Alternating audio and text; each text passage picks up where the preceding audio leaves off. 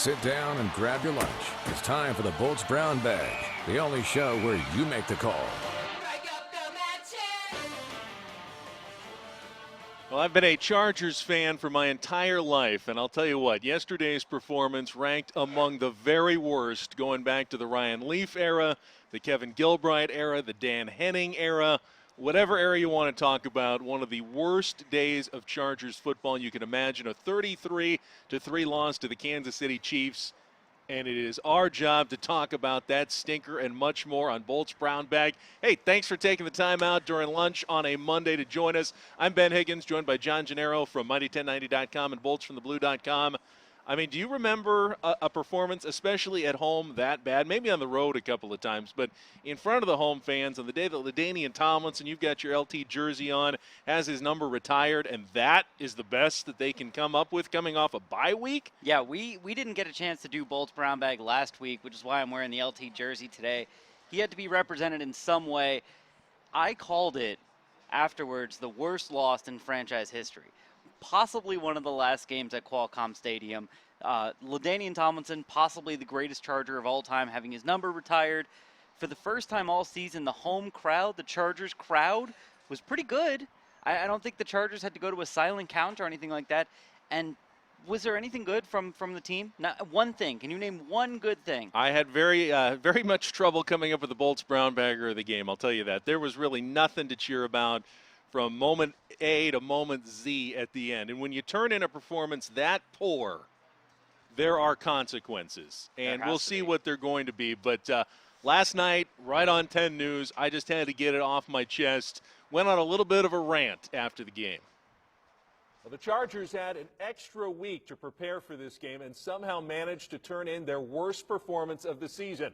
As loss after loss continues to pile up, we see no adjustments, no innovations, no improvement from a stubborn head coach who continues to preach that he's just doing what's best for the football team. It's not working. That's why I'm calling on General Manager Tom Telesco and President of Football Operations John Spanos to do what has to be done and fire Mike McCoy.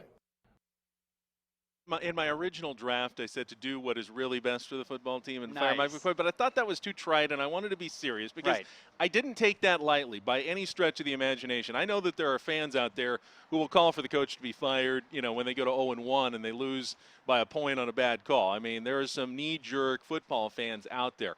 I'd like to think I'm not one of them. In fact, in more than 10 years on this job, I don't believe I've ever actually on air called for a coach to be fired like that. But I have really come to the conclusion that there can be no other decision made by the San Diego Chargers. Whether they do it now or wait until the end of the season, it really doesn't matter at this point. They cannot continue to move forward with Mike McCoy as the head coach. We've gone over some of the reasons on this very program throughout the course of the season, and I thought they were all on display yesterday. How can you possibly put 2 weeks of prep into a divisional opponent and come out with a performance, an effort like that? Clearly the Chargers have problems above and beyond just the head coach. Yes. I'm not saying that he's the only one and you'll immediately fix things, but I am saying that the head coaching position is beyond repair and they need to do something else now. Do you think they should fire him now or wait to the end of the season? We saw Phillip Rivers and Antonio Gates yelling at each other. Antonio Gates threatening to beat Phillip Rivers' butt up on the sideline. At this point, do you think that irreparable harm can be done to this locker room, this team, this franchise, this brand by letting Coach McCoy be the head coach for 6 more games? You know, if I'm Tom Telesco and I'm John Spanos, what I do is I hold a meeting of some of the leaders on the team and the players who they expect to be on the team moving forward. Phillip Rivers, maybe Corey Leggett, a couple of the... I was going to say, get past two. There's not a lot on there, but I'm bringing in the guys who are going to be here. Okay. And I'm going to ask them, what do you think we should do? We're not going to bring the coach back after next season. Do you want to make a change now? Do you want us to promote Mike Nolan or one of the coordinators to head coach for the rest of the year? Right. Or do you want to just, stick it out, be loyal to this guy, and we'll move on at the end of the season? And I'd say let's see what the players think at this point because, not every single player, but I certainly think Phillip Rivers should have a say in what happens moving forward. I think you have to account for some of the guys who maybe this isn't their contract year, but next year's their contract year, and include them in all the conversations, not just should he be fired now, but maybe when they're considering candidates. Hey, and you guys have experience with these guys. Anyone you'd like us to check out? A guy like Keenan Allen, he's 23 years old. He's a superstar already. You're probably building the future of your team around him and Phillip Rivers. Gates is probably gone. Ladarius Green, we don't know yet. But I take Keenan Allen and Phillip Rivers and Corey Liuget, and maybe even a guy like Danny Woodhead. I might even include Eric Weddle on something like that and say, look, we know you guys have not really had a voice. We want to give you one. We want you to be part of this team because right now they're so disconnected. They're very obviously quitting in the middle of games as soon as they get down by double digits. They're not proud. There's no Chargers pride in them. And I complained about that weeks ago. There was no pride with this team. You have to find a way to instill pride back into the players. They would have been better off at halftime when they were only down 12-3 yesterday. Instead of going back into the locker room and listening to the coaching staff, presumably, they would have been better off standing on the sideline and listening to LaDainian Tomlinson talk about being a Charger and the love that he has for the city and the fans and playing for this team for the 8 years that he did. I think the Chargers would have come out with a much better effort if they had just watched the halftime ceremony rather than make any adjustments, if they did make any adjustments at halftime, and I certainly didn't see any. Right, and this was, I think I said before the game that I was looking forward to this game because this was going to answer a lot of questions. Mike McCoy had been blaming injuries a lot. This was as healthy as this defense has been. Both cornerbacks were healthy. Manti Te'o was out there. Corey Liuget was out there. Eric Weddle was out there. So you couldn't blame injuries anymore. And you couldn't blame not preparing the right way because you have 2 weeks to pull it off. Every excuse that Mike McCoy has used all year long was taken off the table, and they had nothing to show for it. In fact, this is far and away their worst loss this year with all of those excuses taken off the table. Well, we do like to have the fans have their say on Bolts Brown Bag. We got the poll question up right there on the screen if you want to chime in. The question today is, should the Chargers fire Mike McCoy? And I may have stacked the deck a little bit on the responses. Your choices are yes, which is 38%, definitely, which is running at 19%, and of course, which is leading right now at 43%. So the of course has it right now over yes and definitely. You know, what you should have done was a fourth option for no to just see how many people are into chaos or perhaps how many Oakland Raiders watch us on this show and their fans and Broncos fans and Chiefs fans, because no one is happier that Mike McCoy remained the coach of the Chargers after the bye week than the rest of the division. All right, East County Dave tweets in using the hashtag BoltsBrownBag. You can do so as well. Can the Chargers just stop playing? Save us all some stress and headaches. Well, I don't think the NFL is going to let them stop playing, but really they're just getting better and better. In fact, John, after 10 games of the season, right now, the current draft order for the NFL draft in April would have the San Diego Chargers picking first in the draft. And I tweeted that out because starting as soon as the game ended last night, I saw 3 different reports. I saw one that they're picking first, one they're picking second, and one they're picking third. And I don't know which one to believe. You want me to explain? Yes. Okay. No, I just want you to explain one thing. How are the Chargers picking ahead of the Browns, who have the same record when they beat the Browns? All right, there's 3 teams at 2-8, the Chargers, the Browns, and the Titans. But head-to-head has no bearing on draft order. It's simply the team that plays the worst strength of schedule. And right now the Chargers, with an opponent strength of schedule of 490, is an easier schedule than the Browns at 500 and the Titans at 505. Okay. Now, that could change as the season goes on. Absolutely. In fact, it probably will. The Chargers have a harder schedule than the Browns moving forward. So if they end up with the same record, you could probably envision those teams swapping as the season goes on. But, you know, the Chargers could still finish with the worst record in the league and pick first as well. But right now they're just cruising into a top 3, probably, certainly top 5 draft pick with just 6 games left in the season. There's nothing that convinces me that this team can beat anybody. Would you pick the Jacksonville Jaguars to lose to the Chargers this upcoming week? I don't think there's a winnable game on this schedule.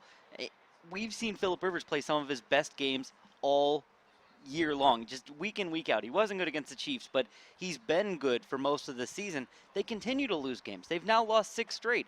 There's nothing, absolutely nothing, that's going to keep them from losing. How many games they have left? They have 6? So 12 games. There's nothing to keep them from losing 12 games in a row at this point. Scott Copperman tweets into Bolt's Brown Bag, has there been an NFL player less supported by his franchise than 17? Only one I can think of is Barry Sanders. And then he adds in Gates, obviously, too, I guess goes along the same lines. It was a question that has been talked about a lot this week. Have the Chargers wasted Phillip Rivers' career, which could have, I think, been a Hall of Fame career had he won a Super Bowl, got a Super Bowl ring. He certainly got the numbers. Well, absolutely. But it's not going to be one unless something really dramatic changes in the next 3 years. Look at the other players that he's always compared to, the guys that were in that first-round draft, the top 3 quarterbacks in that draft. Ben Roethlisberger, Phillip Rivers, Eli Manning. Roethlisberger's got 2 rings. Eli Manning's got 2 rings. Phillip Rivers has 0. And at this point, it would not necessarily be a miracle, but you can't really envision Phillip Rivers getting to the Super Bowl at this point because the team around him is so terrible. And that just goes to show you the type of organizations that exist with the Giants, with the Steelers, compared to the Chargers, who, even when it seems like they're just there on the precipice of becoming a Super Bowl contender, they screw up and everything goes downhill. All right, let's talk about who the next coach of the San Diego Chargers is going to be. You have an idea that's going to blow my mind. The Chargers, I think, have to, at the end of the season, make a move. They can't go into a lame duck season with Mike McCoy as the coach. They certainly can't give him a contract extension. No. So I'm pretty sure that next year, whether they're here or in Carson, Los Angeles, they're going to have a new head coach. Yep. Who is it going to be? There's certainly some logical candidates out there. Yeah. And I think I know one that you're a big fan of, and I am too. And that is the offensive coordinator of the Cincinnati Bengals and former Raiders head coach for 1 year, Hugh Jackson. Yeah, also former defensive back coach for the Cincinnati Bengals, former assistant offensive coach for the Cincinnati Bengals. The guy has done everything, and he's done everything very, very well. And when he lost his job with the Oakland Raiders, it wasn't because the team was bad. Arguably 8-8, didn't they? It was one of their best seasons in a decade. And I believe they went 6-0 against the rest of the division. Granted, that was a pre-Peyton Manning Denver Broncos, but he had built a strong team that had been terrible before him and was immediately terrible after him. The only reason he was fired was because he made a power grab, took the sort of a GM role once Al Davis passed away, and traded for Carson Palmer when a lot of people inside the offices didn't agree with that move. But all in all, you look at his track record, it's nothing but success. Other coordinators who have hot names include Kyle Shanahan, now with the Atlanta Falcons, son, of course, former Denver Broncos coach Mike Shanahan. He'd be an interesting choice. From the college ranks, this is, I would not actually hate this idea. A lot of people would. Is this the crazy idea? This is not even the crazy idea. Okay. This is not it. But because I have a crazy idea. There's been some rumblings. Oh, I know where you're going. That Nick Saban is ready for another run in professional football. And while I think Nick Saban is not necessarily a good person, I think he might have, like Pete Carroll, given a second chance at an NFL football team, he might be able to knock it out of the park. And I would not dismiss that idea entirely. But are you ready for my absolute crazy idea for the next head coach of the San Diego Chargers? Yeah. I'm going to tweet it out as we oh, here we go.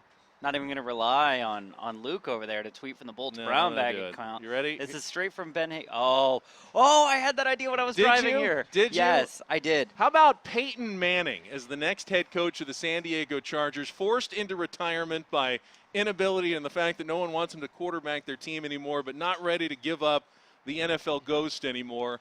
Would, I think, be great for Phillip Rivers for the last 3 or 4 years of his career, maximizing the quarterbacking.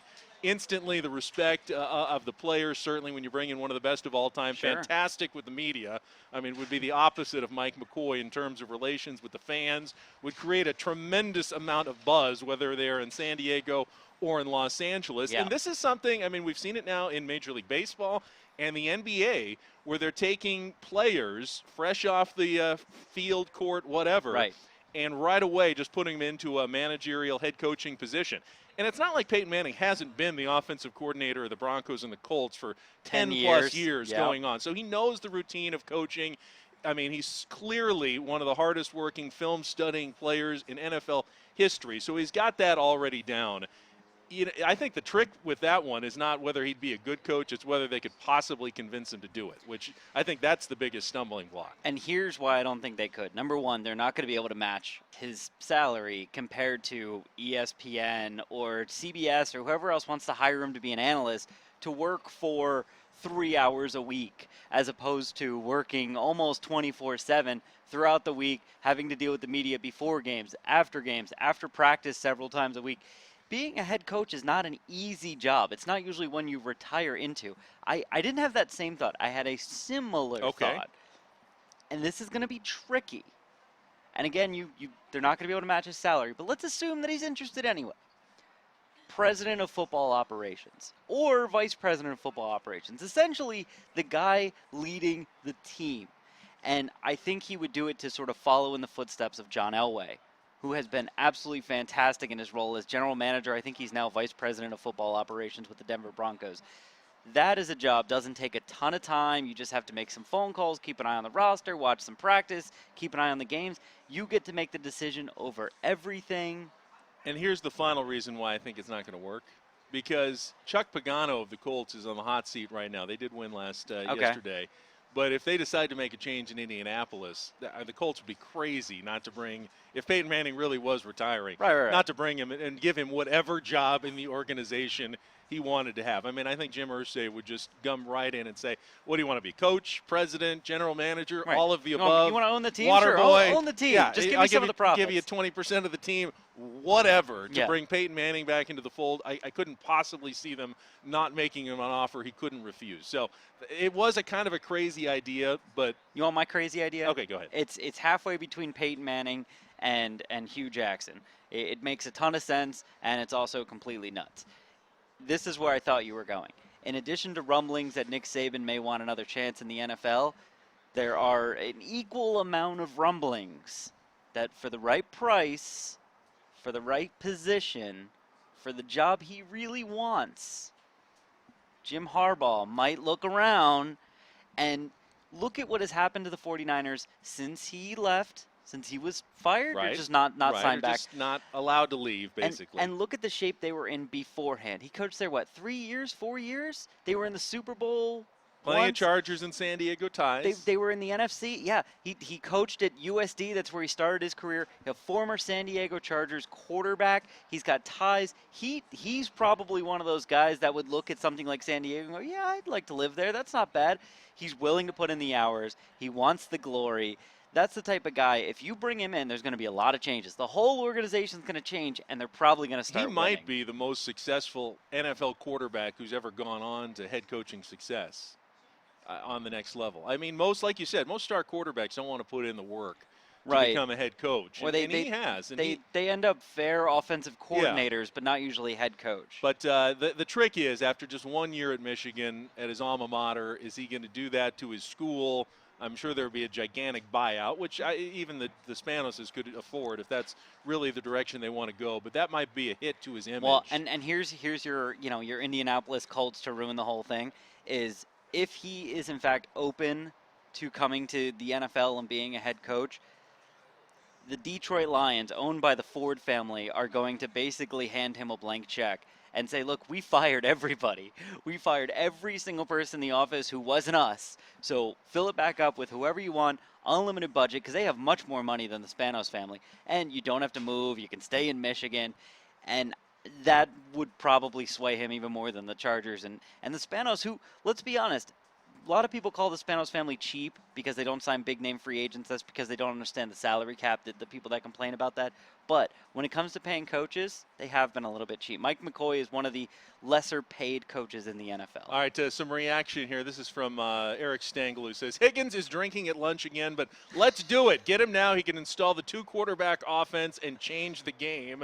And then he says it would also help undo the curse of 1998. You got to leave. Now we finally get Peyton after they didn't draft him, of course, in 1998 when he went first to the Indianapolis Colts. And nobody would be happier than Phillip Rivers. All right, let's get to our NFL picks contest because we've had a bit of a change. We've had a bit of a change. So, Rob, let's get the scoreboard up. The electronic tote board now shows John Gennaro's name at the top of the list. Look at that. You have to erase your own name and bump yourself down a second. You see, we are tied at 38 points, but you still have one game pending this week. Your 1 point pick of the Patriots, which could put you in the lead at 39. Right, so if the Patriots win, no points involved, straight up, you get 1 point, you take the lead. Chris has come on as well. We are as tight as we have been all season long. You hit your upset pick, though, yesterday. That was the big one. Yep. I came up just short on a field goal at the end on Sunday night. Yep. Chris didn't do as well in his upset pick. I like the fact that Chris, for weeks, was cursing himself for picking the Miami Dolphins, the team he's a fan of. He finally doesn't do it, and he goes with the local team, the Chargers, who both you and I are smart enough, and we do this show and we do the Squadcast. We watch enough Chargers football. We knew they weren't winning that game. Let's talk for a second about developments on the Los Angeles front, because a couple weeks ago we talked about, I went to New York, covered the owners' meetings, what was going on there. And the sense I got was that owners were not on the same page, that they were having a lot of trouble deciding between Inglewood and Carson, between the Raiders and Chargers and the Rams. And that's only been fueled by more speculation in the last couple of weeks. In fact, yesterday, Ian Rappaport from the NFL Network was reporting, and he tweeted out, let's see if I can get it here because I had the exact tweet, but it was gridlocked. Gridlocked was the word. Talked LA on NFL Game Day. Two sources believe it may be 2017 until football returns. Quote, it's gridlock.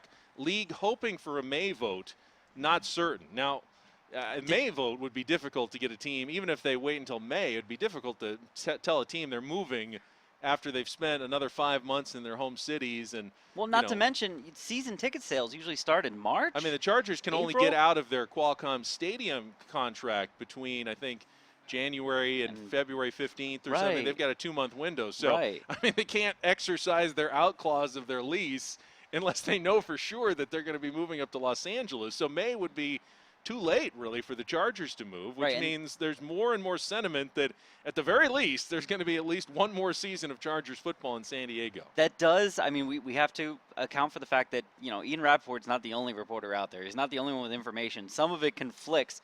All of it really conflicts. All of it conflicts. Yeah. Sam Farmer from the LA Times said this week, I believe, in a post in the newspaper that he expects a vote to happen probably in the 2 weeks following the Super Bowl, which would make a lot more sense when it comes to the lease of not only the Chargers, but the Raiders and the Rams. So we'll see if it really happens, but that was definitely how I felt with the owners who showed up for that meeting. Some support Inglewood, some support Carson, some are undecided. They'd all love it if Stan Kroenke and Dean Spanos got into a room and worked something out, but they seem totally unwilling to do that, which leaves them with no solutions. Right. At the end of the day, San Diego is most happy and cheering loudest for the fact that Dean Spanos is just being grumpy and wants nothing to do with Stan Kroenke and nothing to do with good news, the Inglewood site, the Inglewood plan. He doesn't want to be a tenant, any of that. We're sitting there going, well, thank goodness. If he did, this would be over. All right, speaking of at odds, you mentioned at the beginning Antonio Gates and Phillip Rivers getting into it on the sidelines a little bit yesterday. Not that crazy. I mean, Phillip Rivers can get into it with just about anyone, but Gates is so mild-mannered. I thought that's what made it a little stranger than usual. But I wanted to at least hear from Phillip Rivers after the game on that slight incident in the second quarter. Brothers fuss and fight, any of you that have brothers. And, I love Antonio, and I think he's going to tell you the same thing. There's two of probably the most competitive guys on the team. Been here as long as anybody for the most part, and I think it's just we're kind of at our last straw. I mean, we're sitting at now 2-8. All right, much ado about nothing. I mean, generally where there's smoke, there's some fire, but in this case, I tend to believe Phillip's explanation. There is some fire there, but it's different. Phillip Rivers, Antonio Gates, they can't go up to Mike McCoy and scream in his face. They know that's a problem. And they can't sit there and say, the problem here is coaching, because then you've given up. Then you've admitted there's no way to win a game unless the guy is gone. They're not ready to do that. They're too competitive. They're too optimistic. So what do? They fight with each other when a play doesn't work because they see it breaking down and they can't go scream at the coaches. All right, before we get to our 3 questions with Ferris, I did come up with the Bolts Brown bagger of the game. You said, is there anything positive? So here it is. Wait, can I guess? Yeah. Josh Lamba? No, I already gave it to him. Bolts Brown bagger of the game is... No, that was not the Bolts Brown bagger of the game. That was last week's or 2 weeks ago. Canceled Dontrell Inman. He dropped a pass. A really bad one. It was bad. That's an awful pick. Denzel Perriman was my choice for the Bolts Brown bagger of the game. Had his first career sack, and it was a nice one. Pushing in, and he's not. Here's the thing. Denzel Perriman is not a special player. He's not a first-round talent. He's never going to be a Pro Bowler. He's not a special player. But Manti Te'o, who is second in line here, and Donald Butler are so bad. They're so unbelievably Manti bad. made one nice tackle on third down yesterday. Manti had a better game than he's been having, which is why he's second to Donald Butler here. Donald Butler is such an atrocious player right now that you get an average player in there like Denzel Perriman, who, look, he's a rookie. He could get better. He could be special. But right now, he's just playing average. And we look at it, we go, wow, he's great because he's doing all the things that Donald Butler isn't doing. The bar is set a foot from the ground. It's not hard for him to step over it. All right, let's get to our 3 questions now with our web editor, Ferris Tanyos. Were you responsible for the Bolts Brown Bag or the game graphic today? I was, Okay, yeah. I just wanted to make sure that was your mistake. I got to blame a good someone. Job. That's a good job. All right, well, you can join Mike McCoy on the unemployment line. All right, let's get to the 3 questions. So, first, I have something I'd like to say to John. Every time. You know the Bengals have lost 2 in a row, right? Right. Yeah. No, let's hear this this Bengals fire. John, you spent the last 2 months enduring a 24/7 nightmare. As the Red Rifle rattled off one win after another, leaving you in a constant state of weeping and gnashing of teeth. To your credit, you took it on the chin, like Carl Weathers when he found out that Sylvester Stallone couldn't figure out a way to get him into the Creed movie. The streak is over. The Bengals showed last night they're a dumb team and not a Super Bowl contender. This is your moment. I yield you the floor. The Bengals are not as good as you thought they were. They're not the They're worst not as team bad in the as world. you thought they were yeah, at the beginning of the I'm not season. throwing a parade. Like I'll tell you the same thing I said about a month ago. Calm down. Calm down. All right? They're going to make the playoffs. They might win a playoff game. Calm down. They're not going to win the Super Bowl, but no one expected them to except for you. So you should have calmed down then. You should calm down All right, now. let's get to the 3 questions. I got more tweets in about my Peyton Manning idea. Woo. Boy, do you all hate it that much? Do you hate my idea? They really. I got some comments on Bolts in the Blue that All right. it's just going. I like your idea. Like just words and lines of. Why do how people much- hate your idea? I think it's a don't great know. idea. I don't You know, Well, you know whose idea they like? your idea. Yeah, of Jim course. Harbaugh. Yeah. They're all about it. Your website, so there you go. No, they're on Twitter too. Okay. I don't own Twitter. So speaking of Peyton, assuming of course the Broncos already announced Osweiler starting next week, but assuming that Peyton was fully healthy, who would you start at QB? Osweiler. Well, fully healthy, and Peyton 6 years ago. jumped in the fountain No, of like youth. a 39-year-old healthy. I don't know. I mean, the Broncos would have lost had they played Peyton Manning yesterday. Yeah. And they won because they played Brock Osweiler. Yeah. So I'm going to play Brock Osweiler. It's not coaching Sure. isn't that hard. Sure. Right? And each week he's going to learn a little bit more about how to be a better game manager, which is all they need. Which is why Peyton will be free to coach the San Diego Chargers next year. This is what I'm saying. You know what? He can transition and be the offensive coordinator of the Broncos for the rest of the year if he wants to. Sure. All All right. right. Question 2. Question 2. If the season ended today, who's your MVP? I'm still on the Tom Brady camp. If it's Cam Newton or Tom Brady, we you kind know of what, discussed so- this yesterday on the Well, Mighty 1090. we threw out 3. It was between Tom Brady and Cam Newton until I said, if the Cowboys don't lose another game, they finished 9-0 with Tony Romo and 0-7 without him, then it's Tony Romo. But if it ends right now, I'm going Cam Newton. And I'm going Tom Brady. Wow. Okay. I think Wait, are you surprised it wasn't Andy Dalton? And my argument was that there's still a certain group of the voters and writers who aren't giving Cam Newton enough credit, Yeah. which is why Tom Brady will win. You counter with maybe there was a Deflategate element, a backlash against Tom Brady, but you could also argue that keeping the Patriots on course through Deflategate, through the injuries that they've had, now losing Julian Edelman, we'll see what happens tonight, just shows even better for Tom Brady and his leadership of that team. If you put Brady on the Panthers, I always like to say, what happens if you switch the quarterbacks? How good are those teams if you flip them? I don't think the Patriots are as good. I think the Panthers are actually a little better. Yeah. Yeah. So Brady, there you go. Okay. Okay. So yesterday, Adam Vinatieri hit a 43-yarder to win to help the Colts beat the Falcons. It was the 26th game-winning field goal of his career. Is he the greatest clutch football player of all time? You know, I thought about this one for a while because clutch is difficult. You hate to want to give it to a kicker Yeah. I'd say a kicker is more clutch than anyone else. But Right. kicking really is the most pressure-packed position in the game. That's not true. It's not the most difficult position. In fact, it's probably the easiest position, but it's like a golf shot. It's that one swing. You got to repeat it, and the external factors are difficult. So I do think that kickers have to overcome a lot of pressure. The problem with Adam Vinatieri, as many great game-winning kicks as he's made, I remember that one on Sunday night in San Diego about 6-7 years ago. It was the Antonio Cromartie game, I think, when he had the 3 interceptions of Peyton Manning.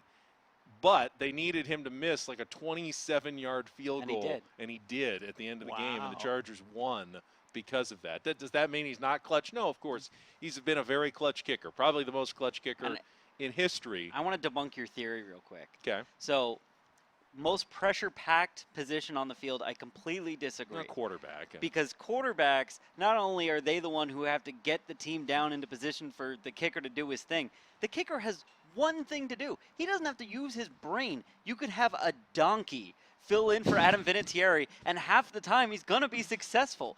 A quarterback has to decide between 18 different things with people flying at him. He's moving around in the pocket. And if you make a mistake, you pay for it with your body, not with a missed kick. And I'm sure everyone's playing a little dizzy with a head injury. Kickers aren't getting hit. They only have to do one thing. If your job could be done by a donkey, you're not the most clutch position on the field. I'm going to agree with John on this one and say he's not. So I'm going Brady. So quick, should kickers be in the Hall of Fame? There's only one kicker in the Hall of Fame, Jan Stenerud.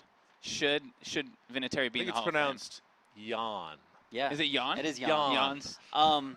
Yeah, I think if you're a historically great kicker, they're part of the game. You get recognized as one of the best kickers in football. Doesn't mean that they should be in the wing right next to the quarterbacks, or any other player for that matter. Put them in the back.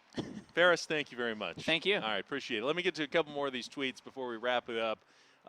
Let's see. First of all, Braxton says Archie Manning would quash that idea before he even got off the ground. I mean, if he wouldn't let Eli play in San Diego, he's certainly not going to let Peyton coach here. Same owners, right? Yeah, look, he was protecting his 20-year-old child. Maybe Peyton gets to make his own decisions. I think at this point, Peyton Manning gets to make his own call. Did Archie tell him to go to Denver when he was a free agent? Maybe. Rob says, horrible choice. We need a defensive-minded coach. There's something to that. No Harbaugh and no Hugh Jackson's kind of a both. He's kind of in the middle, which makes him perfect. But I mean, yeah, you could go pick a Sean McDermott or some other very good defensive coordinator and just let someone else run the offense. That works sometimes. Raymond says Nick Saban, no way. Remember, he quit on the Dolphins. Yeah, he did.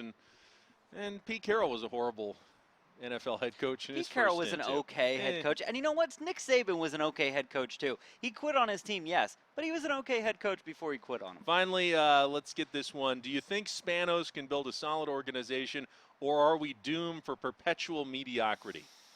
I think he can, because they've gotten to the Super Bowl under him before, and they've had a very long decade of success with John Butler and A.J. Smith as GM and Phillip Rivers and Ladainian Tomlinson, where they certainly could have won a Super Bowl. Is it Dean Spanos' fault or the Spanos family's fault that the Chargers lost that playoff game to the Patriots? Of course not. It's Marlon McCree's fault. Yeah. We've already determined that. He had nothing to do with that. So, yeah, it's possible that the Chargers can be successful.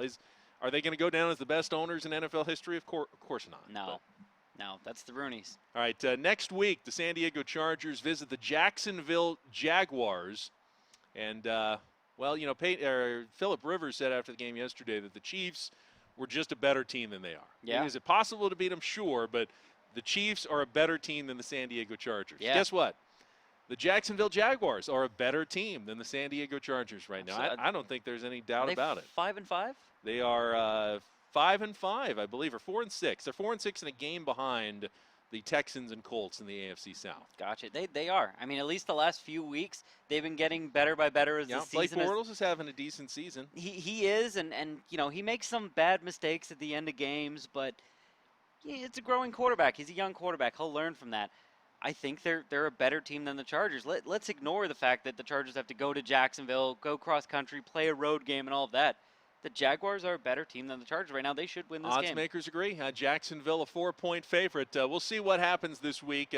Haven't seen any movement on McCoy, so I'm guessing that he survives for now and probably till the end of the season. But regardless, we'll have more to talk about. You can join us next Monday at 12:30 for another edition of Bolts Brown Bag. For John Gennaro, I'm Ben Higgins. Thanks for joining us on 10news.com.